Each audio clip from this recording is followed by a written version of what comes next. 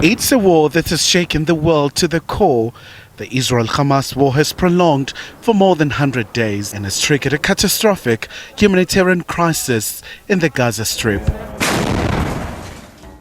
What we have seen since October the 7th is a stain on our collective conscience. Everyone in this room, everyone listening to these words. Unless we act, it will become more than that. An indelible mark on our claims to humanity.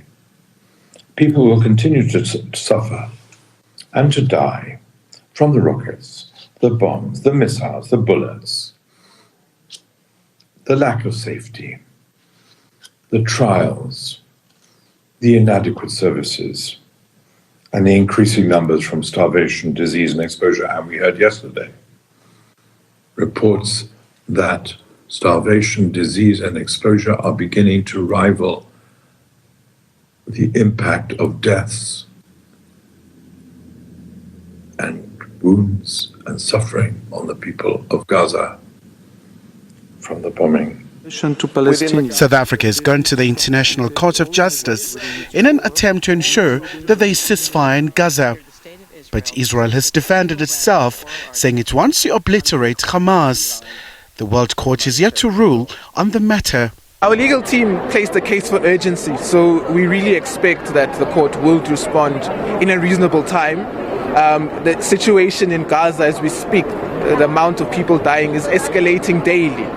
And so we do believe that the court will act with the urgency that is required, but we can't put down a specified time frame. In Israel, some people gathered at Hostages Square in Tel Aviv to mark 100 days since their relatives were abducted and taken into captivity in Gaza.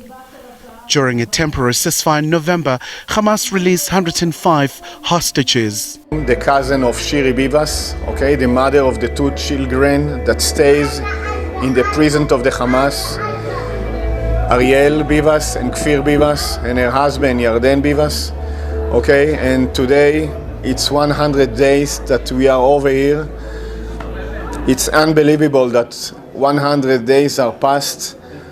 In our life, we work, we play with the cellular, we are speaking in the phone, we eat well, we do many things, and there are over there 136 people present without food, without light, without water, without any inhuman conditions. Stop the killing, stop the crime! Stop the killing, stop the crime! You can't silence Palestine! You can't silence Palestine! A number of marches are being held in various capital cities to sympathize with the Palestinian cause. Our money is being spent on killing innocent civilians.